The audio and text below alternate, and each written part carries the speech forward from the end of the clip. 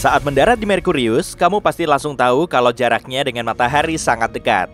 Merkurius merupakan planet yang paling dekat dengan sang bintang dan ukurannya paling kecil.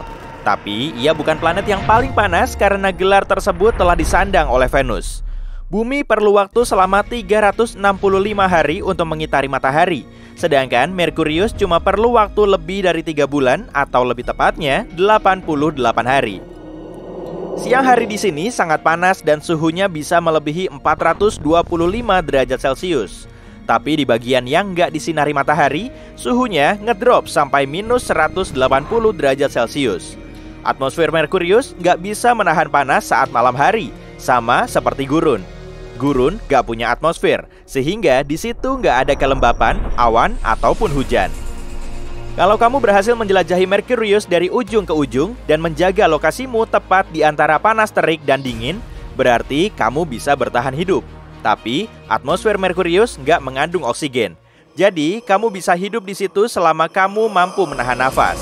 Selain itu, ada medan magnet yang membawa angin surya dari matahari, kemudian menciptakan tornado plasma.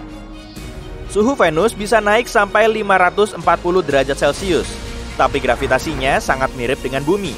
Kamu bisa jalan-jalan di dekat pegunungan atau jogging di permukaannya, tapi suhunya akan langsung bikin kamu gosong. Jadi, mending cari tempat lain aja deh.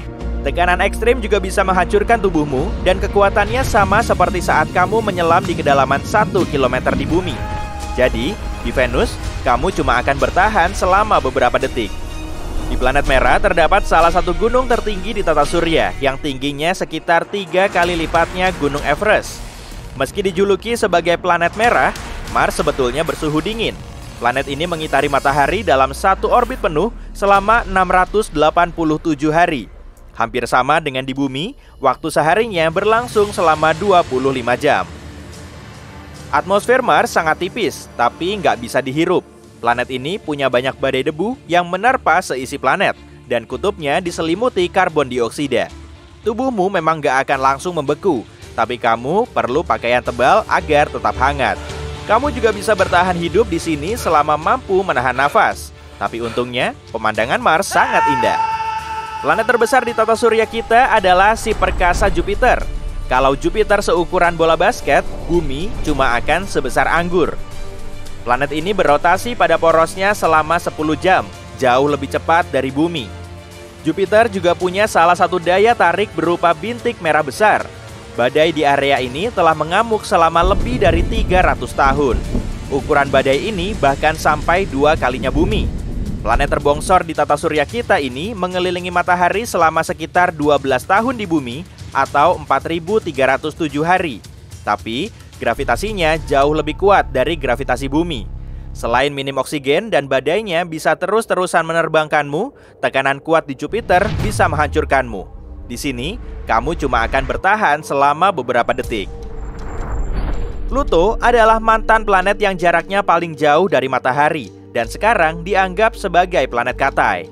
Karena lokasinya sangat jauh, suhu Pluto juga sangat dingin, malah bisa mencapai minus 200 derajat Celcius. Wah, berarti harus pakai jaket tebal nih. Kalau perlu, berlapis-lapis, biar nggak kedinginan. Es metana menyelimuti pegunungan yang menjulang setinggi 3.000 meter. Dan Pluto perlu waktu selama 248 tahun untuk mengitari matahari. Bahkan sampai saat ini, si planet Katai belum memenuhi satu putaran ini. Tapi kala rotasinya cuma selama 6 hari di bumi. Udara di sini juga nggak bisa dihirup. Selain dipenuhi metana, nitrogen di permukaannya juga lumayan banyak. Gravitasi Pluto juga lemah, jadi kamu perlu menahan nafas saat melayang-layang di atasnya sebelum akhirnya membeku seperti es batu. Dan kamu cuma akan bertahan selama beberapa detik. Planet paling berangin di tata surya kita adalah Neptunus. Karakteristiknya mirip dengan bumi. Neptunus punya 14 satelit yang mengitarinya. Sehari di sini agak pendek dari 1 hari di bumi, yaitu selama 17 jam.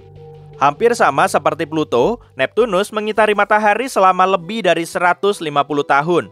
Neptunus juga dikenal sebagai planet biru karena metana di atmosfer hidrogen heliumnya bisa nyerap warna merah. Jadi, selain nggak ada oksigen, tekanan Neptunus juga bisa menghancurkan tubuhmu sama seperti di Jupiter. Pada kondisi se-ekstrim ini, kamu cuma akan bertahan selama beberapa detik saja. Kamu udah sampai di planet terbesar kedua di tata surya kita. Ini dia, Saturnus dengan cincin khasnya. Dari jauh, cincinnya mirip sebongkahan batu besar yang mengelilingi Saturnus. Padahal, cincin ini terdiri dari banyak lapisan partikel es dan bebatuan. Ukurannya juga bervariasi, mulai dari yang seukuran kerikil kecil hingga sebesar bus. Bentuknya bisa begitu karena pengaruh gravitasi di sekitar Saturnus. Sehari di Saturnus cuma berlangsung selama 11 jam. Atmosfer atasnya sangat berangin. Sama kayak Jupiter, Saturnus juga punya banyak satelit. Dan seperti di Jupiter, tubuhmu akan hancur oleh tekanan ekstrem di planet ini. Bahkan sebelum kamu sempat ngebuka mata. Kemungkinan kamu cuma akan bertahan di sini selama beberapa detik. Titan adalah satelit terbesar Saturnus sekaligus terbesar kedua di seluruh tata surya. Kondisi di sini paling mirip dengan bumi. Jadi, kamu pasti akan sangat mudah untuk hidup di satelit ini. Tapi sayangnya, suhu Titan yang sangat dingin bisa bikin kamu beku. Di seluruh tata surya kita, sebetulnya cuma satelit ini yang punya sungai, lautan, dan danau cair yang semuanya diselimuti metana dan etana. Atmosfernya sangat mirip dengan di bumi.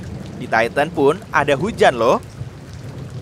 Bulan kita juga nggak begitu ramah. Karena oksigen di sini sangat minim, kamu cuma akan bertahan selama masih bisa nahan nafas. Sinar kosmik dari matahari juga akan mempengaruhimu. Tapi melompat-lompat di sepanjang kawah bulan kelihatannya asik juga tuh. Kalau kamu mau nyoba menginjakkan kaki di matahari, tubuhmu akan seketika menguap. Suhunya bisa mencapai 15 juta derajat Celcius. Itu pun cuma perkiraan suhu di dekat intinya.